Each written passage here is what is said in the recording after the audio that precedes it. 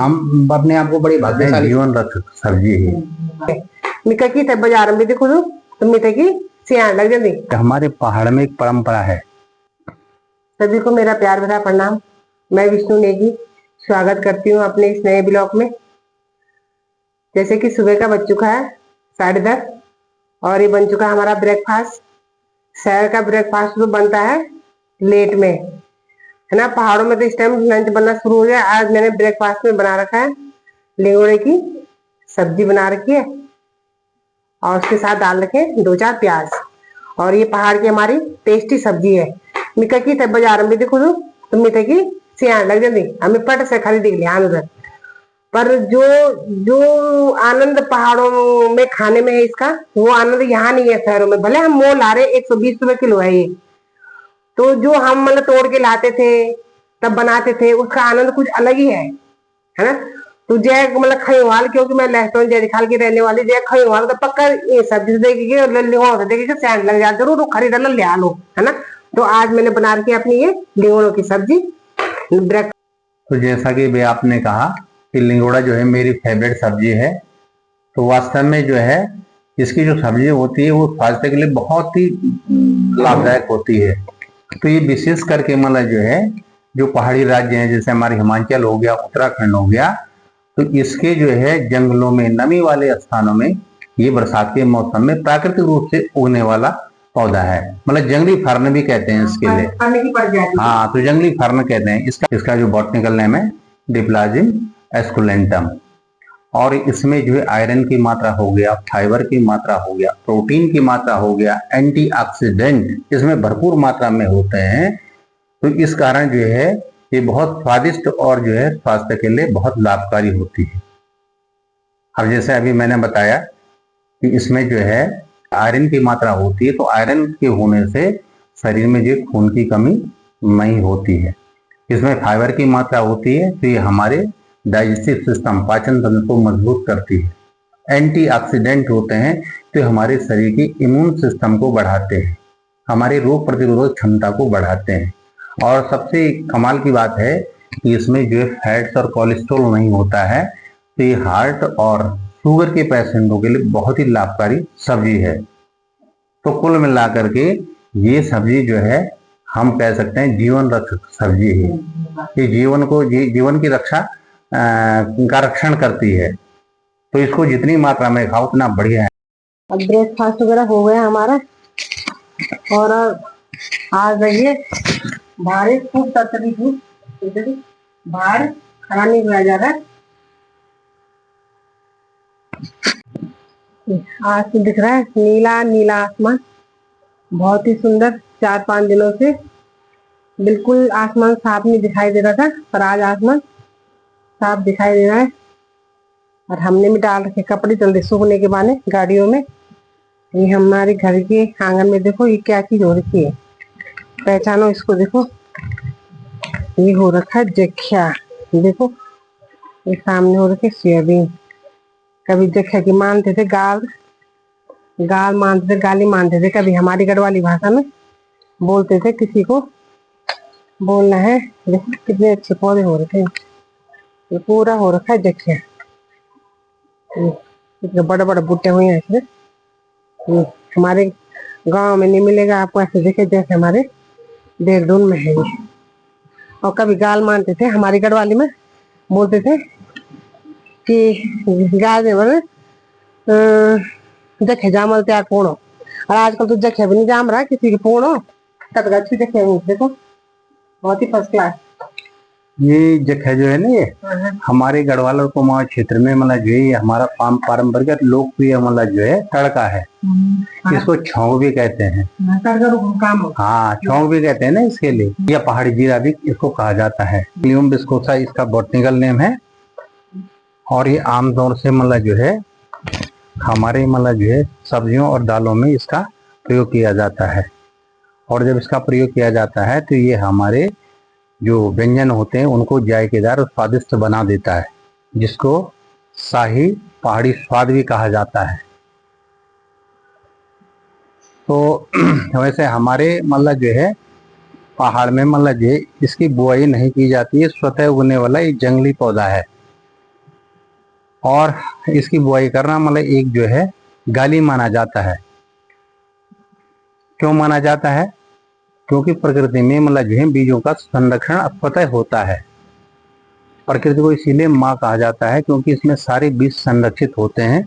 लेकिन आज जो है इंसान ने अपने व्यक्तिगत लाभ के लिए प्रकृति का अति दोहन कर दिया है, और दोहन करते करते प्रकृति की जो है बीज संरक्षण करने की क्षमता कम होती जा रही है। तो हमें ज्ञान होना चाहिए कि हम बहुत जल्दी जाग जाएं तो हमारे लिए फायदेमंद रहेगा। और अगर हम औषधि गुणों के रूप में देखें तो इसमें विटामिन और क्या कहते हैं एंटीऑक्सीडेंट बहुत अधिक मात्रा में होते हैं, फाइबर भी होते हैं, और इसके जो पत्ते होते हैं और इसके जो बीज होते हैं वो जो है पेट के रोगों के लिए, त्वचा रोगों के लिए, और घाव को भरने के लिए, और पैर के जोड़ों के काम में आते हैं। और एक अंत में एक विशेष बात आपको कहना चाहता हूँ कि हमारे पहाड़ में एक परंपरा है जख्या के बीज बांटने की, जिसको कुटरी कहा जाता है। तो ये प्रतीक होता है प्यार, प्रेम, अपनत्व का। और हमने सोचा क्यों ना आज अपने घर का ही वीडियो बनाया जाए जो हमारे पास घर में उपलब्ध है। जैसे हमने सुबह नाश्ता में अपने ब्रेकफास्ट में दिखा दी लिंगोड़े की सब्जी, उसके बारे में जितनी जानकारी थी उतनी बताई आप लोगों को। अभी मैं बाहर गई तो देखा चमचटा घाम लगी चाहिए, तो वो भी दिखा लिया देहरादून का मौसम, और साथ में दिखा लिया हमने जख्या करके टायर पुणे ऐसी टायर मीन्स मतलब बहुत अच्छे पौधे हो रखे हैं, गढ़वाली भाषा में बोल रहा टायर पुणे ऐसी है ना। तो उसके बारे में भी हमने जानकारी दे दी। दिन में उगता है अपने आप और जख्या भी अपने आप उगता है ना। तो मैं ये बता रही थी आपको कि पहले के लोग प्राकृतिक चीजों पे ज्यादा डिपेंड थे, मतलब ये कृत्रिम चीजें ना के बराबर खाते थे, तो वो लोग स्वस्थ थे, है ना। बिल्कुल आपने सही कहा। बीमारियां कुछ नहीं थी कि जब इतने सारे एलिमेंट्स उनमें पाए जाते थे, उनके पेट के अंदर जाते थे, बीमारियों ने कहाँ से लगना था, है ना। आपने सही कहा। पहले वाले जो लोग थे वो कर्म करते थे, वर्क इज वर्शिप कहते हैं ना, कर्म ही पूजा है। तो लोग काम करते थे और काम करने से मतलब बहुत बिजी रहते थे। और जिसको आज हम जैविक का नारा दे रहे हैं ना, जैविक खेती केवल जो है नारों से चल रहा है। तो जैविक खेती वो हम पहले मतलब उसके मास्टर थे जैविक के, हम खुद मतलब जो है कमा के खाते थे। तो उससे क्या होता था कि बीमारियां कम लगती थी। और आज जब सब बाहर का खाना हो गया, सारे मतलब उसमें जो है पेस्टिसाइड पड़े हैं, सारे मतलब जो है उर्वरक पड़े हुए हैं, केमिकल पड़े हुए हैं, तो अब उनकी जो है क्षमता जो है घटेगी, उनका असर जरूर होगा, उनके कीटनाशक वगैरह जो लगे हैं तो उनका शरीर हमारे शरीर के जो हमारे भीतर जो सिस्टम है उन सिस्टम में भी जरूर फर्क पड़ेगा। इसीलिए हमें तरह तरह के रोग हो रहे हैं। और आज के टाइम में बीमारियां जो है अनगिनत है, मतलब ऐसा एक चीज का इलाज हो रहा है तो दूसरी चीज पैदा हो जा रही है। मैं तो खुद अपने से ही लगाती हूँ कि जब हम गाँव मर लो ना तो हम तक कुछ नहीं समझ सकते हैं। मतलब एक छोटा सा सिरदर्द हो, अपने किचन गार्डन में चले जाओ और पसीना हुआ और पता नहीं कहाँ गायब, यहाँ तो छोड़ के अब यहाँ पे दर्द हो रहा है, यहाँ पे ये हो रहा है, ये हो रहा है, क्योंकि काम काज तो है नहीं। सुबह से अपना थोड़ा झाड़ू पोछा वगैरह किया जो भी है मतलब ना, वो जब हम बाहर का काम इतना फिजिकल हार्ड वर्क करते तो हमारे लिए ये काम ना के बराबर है। हम इस काम को काम नहीं समझते हैं। पहले हम ये सोचते थे कि मेरे मान लो क्यों बोलते हैं, जब हम बचपन में वो थे कि शो भी कोई खाना पकाना भी कोई काम है, मेरे आज खुद बोलते खाना पकाना भीतर काम है, कोई काम बोलते। पर जब हम खुद करने लग गए उस काम को तो हमें लगा कि वास्तव में वो सही बोलते थे कि घर के अंदर वाला काम को काम नहीं मानते, क्योंकि उन्होंने हम इससे कई गुना हार्ड वर्क कर रखा था, उनके लिए ये काम बहुत छोटा पड़ जाता था। तो अब जब हम खुद करें तो हमें भी एहसास होता है। मैं बोलती हूँ जिसने यहाँ के काम के लिए बोलना है कि मैं तो काम करके थक गई, तो उसके लिए धिक्कार है। काम है पहाड़ों में, है ना। वही खाना हम पहाड़ों में पकाते, वही खाना यहाँ पकाते पहाड़ों में। तो क्या होगा कि उतनी बार कच्चे घर है हमारे, उतनी बार उठना बैठना, उस चीज के लिए लाना, बाहर से पानी लाना, बर्तन धोने, बर्तन सब कुछ काम बाहर का है, अंदर तो कुछ भी नहीं है। केवल अंदर एक जो हमारे यूज करने वाली चीज है वही तो रहेंगी, मतलब खाना पकाने की। उसके लिए भी हमें कितनी बार उठक बैठक लगानी पड़ती है। और यहाँ तो किचन में हमारे पास सब उपलब्ध है, फिजिकल वर्क भी होना बहुत जरूरी है। आपने सही कहा ना। एक्चुअली यहाँ और ग्रामीण और शहरी जीवन में बड़ा अंतर होता है। यहाँ पे जो भी सुविधाएं हैं वो सब एक केंद्र मतलब एक केंद्र आधारित है। घर के अंदर सारी चीजें हैं, तो यानी घर के अंदर मतलब हमें बाहर जाने का मौका कम मिलता है। और पहाड़ में क्या होता है कि किसी भी काम करने के लिए हमें घर से बाहर निकलना पड़ता है। और जब बाहर निकलेंगे तो उतनी बार हम अप डाउन करेंगे, दाएं बाएं जाएंगे, तो अपने आप में वो कसरत है। अब यहाँ पे तो हम योगा करो, फलाना करो, ये करो, वहां तो स्वतः ही मतलब योगा होता रहता है। जितनी बार हम अप डाउन करेंगे उतनी बार जो है अनुलोम विलोम होता रहता है। चढ़ाई चढ़ेंगे, नीचे उतरेंगे तो अनुलोम विलोम स्वतः ही हो रहा है, मतलब उसमें अलग से करने की जरूरत नहीं। तो अब वो समझने वाली बात है, दौर है ऐसा कि मतलब अब दौर है, समय की बात है कि समय मतलब आदमी को कहाँ ले जाता है। और उस के हिसाब से मतलब अब कुछ मजबूरी भी है कि मतलब दौड़ना भी पड़ रहा है। लेकिन हमारे सौभाग्य के हमें दोनों संस्कृतियों में जीने का मौका मिला है, ये हम अपने आप को बड़ी भाग्यशाली समझते हैं। यही कामना करते हैं ये काफी लंबे समय तक हमें ये दौरा मिलता रहे, मतलब माने कर्म करने के लिए हम तैयार हैं। बोलने का मतलब है कि हम दोनों मतलब जो फॉर्मेट है उसमें हम काम कर रहे हैं। और तब हम जो शहरी सभ्यता में भी और ग्रामीण सभ्यता में उससे हम उसका आंकलन सही ढंग से कर पा रहे हैं। अगर एक वन साइडेड होते तो हम एक तरफ का ही पक्ष लेते हैं। लेकिन अब जब लगातार हमारा आना जाना है, यहाँ पे हमारी सब सारी सुविधाएं हैं, लेकिन फिर घर में जाके हम उस विकट परिस्थिति में रहने के लिए तैयार है। यानी हमें कोई दिक्कत नहीं होती कि मतलब कल तक तो हम एक जगह पे थे, लेकिन आज हम कैसे काम करेंगे।